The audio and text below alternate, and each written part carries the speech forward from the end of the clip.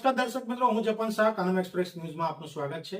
જોઈએ આજના મુખ્ય અને મહત્વના સમાચાર। અમરેલી જિલ્લાના વડિયા તાલુકાના ડુંડિયા પીપળિયા ગામે નિર્માણાધીન પુલ ફરી એકવાર વિવાદમાં આવ્યો છે। પુલના નબળા કામ અને સંભવિત ભ્રષ્ટાચારના આક્ષેપો વચ્ચે સ્થાનિકોમાં ભારે રોષ જોવા મળી રહ્યો છે। આ દરમિયાન સ્થાનિક આગેવાન અને તાલુકા પંચાયત સદસ્યોનો ઓડિયો વાયરલ થતા મામલો વધુ ગરમાયો છે। વડિયા તાલુકાના ડુંડિયા પીપળિયા ગામે વર્ષોથી ચોમાસામાં સર્જાતી મુશ્કેલી દૂર કરવા માટે નદી પર ઊંચા પુલનું નિર્માણ ચાલી રહ્યું છે। જોકે શરૂઆતથી જ પુલના કામ નબળી ગુણવત્તાના મટીરીયલ સાથે કરવામાં આવી રહ્યા છે તે અંગે સવાલો ઉઠી રહ્યા છે।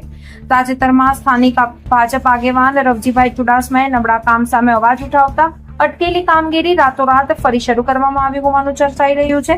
સાથે જ સ્થાનિક આગેવાનો, તાલુકા પંચાયત સદસ્ય અને કોન્ટ્રાક્ટર સાથેની વાતચીતનો ઓડિયો વાયરલ થતા ભ્રષ્ટાચારની ચર્ચાઓએ જોર પકડ્યું છે। હવે સ્થાનિક પુલના કામની તટસ્થ તપાસ થાય અને જવાબદાર અધિકારીઓ સામે કાર્યવાહી થાય તેવી માંગ ઉઠી રહી છે। રિપોર્ટર બટુક સોલંકી, વડિયા। રવજીભાઈ ચુડાસમા, સામાજિક કાર્યકર અને ગ્રામ પંચાયતના સદસ્ય તરીકે ફરજ બજાવું છું। અમારા ગામની અંદર ડુંડિયા પીપળિયાથી વડિયા અને ગોંડલ જતો રસ્તો છે। આ રાજકોટ ગોંડલ જવા માટેનો એક જ રસ્તો છે અમારો। ત્યારે અમારે જે વરસાદના કારણે પાણી ભરાઈ જતું હતું એટલે અમને બહુ મુસીબતી ગામ લોકોની રજૂઆત હતી કે ભાઈ તમે ગમે તેમ બ્રિજ બનાવો। ત્યારે અમારા ઉર્જા મંત્રી શ્રી કૌશિકભાઈ વેકરીને અમે રજૂઆત કરી કે સાહેબ અમને એક આ પુલ બનાવી દો। ત્યારે એમને 60 થી 65 લાખ રૂપિયા મંજૂર કરી અને પુલ કામ મંજૂર થયું। ત્યારે એજન્સીને કામ મળ્યું, એજન્સીએ કામ ચાલુ કર્યું, એનું 1 વર્ષ થઈ ગયું। એકદમ ઓકળ ભગતા ઢીલી નથી કામ ચાલુ, 1 વર્ષથી કામ પૂરું કરવામાં નથી। લાઇન લેવલમાં કામ તદ્દન આઉટ છે। જે બ્રિજ ખરેખર રોડ બાજુ જોઈએ એની જે અવળી સાઈડ રોડ બનાવેલો છે। એટલે હવે કાર્યપાલકને આપણે બધી રજૂઆત કરીને કેવું છે કે તમે રિટર્નો આની લથડી લંબાવો અને એકદમ સીધો બોલો। પહેલાં અમે આમ ગઢ નાણાંની જેમ હાલતા, હવે હાંડિયા પુલની જેમ હાલ છું। આવો બ્રિજ બને છે। 2 ફૂટ ઊંડો જોતો હતો, ઊંડાની જગ્યાએ 2 ફૂટ અધર લઈ લીધો। એટલે ગામ લોકોને અત્યારે છે ને બધા એવી માંગણી કરે કે ભાઈ આમાં આપણે હાલ શું કેમ। અને 15 જૂન બેસી ગયું, ચોમાસું બેસી ગયું, ત્યારે ગામ લોકોને હાલવાની મુસીબત થાય। ગામમાંથી માલ સંભાળ સપ્લાય કરીને ગોંડલ યાર્ડમાં લઈ જવાનો થતો હોય। હવે ગોંડલ યાર્ડમાં જવા માટે તો વરસાદ હોય ને પાણી હોય તો ડાયવર્ઝન તો હાલવાનું નથી। એના માટે ગામ લોકોની બધી માગ છે।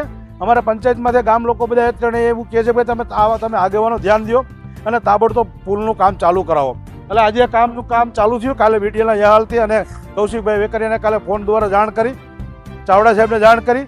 એટલે અત્યારે કામ ચાલુ છે। એવું કહે છે કે અમે 2-3 દિવસમાં કામ પૂરું કરી દઈએ, પણ રિટર્નનું આગળ વધારવી જોઈએ। એ ફાઇનલ રિટર્ન જો નહીં થાય તો આ હાલત હાંડિયા પુલ જેવી થાય। આટલું મારું કહેવાનું છે। પુલની અંદર શું નબળી કામગીરી? પાયા નબળા છે, પાયા ઊંડા જે જોતા 2 ફૂટ પાયા લઈ જતા પાયા ખોદા નથી। એના ફોટા મારી પાસે છે। માટી પાથરી અને એમને સીધું આમના પહેલાં જે કંઈ હતા એન્જિનિયર, જે એજન્સીના એન્જિનિયર હતા ને, એમને બિલકુલ ધ્યાન નથી આપ્યું। મેં એમને મૌખિક જાણ કરેલી કે ભાઈ સાહેબ આ તમારું આ જે છે માટી છે એને તો હટાવો અને જે તમે જેસીબીથી ખોદ્યું છે તો 2 ફૂટ અને ઊંડો લઈ જાઓ અને બ્રેકર મારીને ત્યારે 2 ફૂટ ઊંડો લઈ જવાની જગ્યાએ 2 ફૂટ અધર લઈ જાય એટલે હાંડિયા પુલ થયો છે। શું તો ગામના લોકોની તમારા લોકોની માંગ હતી? માગ તો આ બ્રિજ બનાવ, પુલ બનાવવા માટેની માગ હતી અમારી કે ભાઈ તાબડતોબ આ પુલ બને। તો પુલ માટે અમારા ધારાસભ્ય તો ગ્રાન્ટ આપી દીધી અને બધું મંજૂર કરાવી દીધું। હવે એજન્સી છે, એજન્સીને કામ કરવાનું હોય, પણ એજન્સી એકદમ ઢીલી નીતિથી કામ કરે છે। એટલે ગામ લોકો અત્યારે અમારી પંચાયતમાં સવારી કરી જાય છે કે ભાઈ તમે આગેવાનો ધ્યાન દો।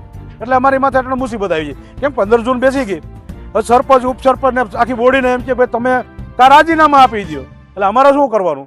અમારે તો ફરજિયાત અમે અમારા ધારાસભ્યને રજૂઆત કરી, ધારાસભ્ય તાબડતોબ એન્જિનિયરને કીધું અને કોન્ટ્રાક્ટરને કીધું, આ માણસોને મૂકી દીધા, કામ ચાલુ કરી દીધું।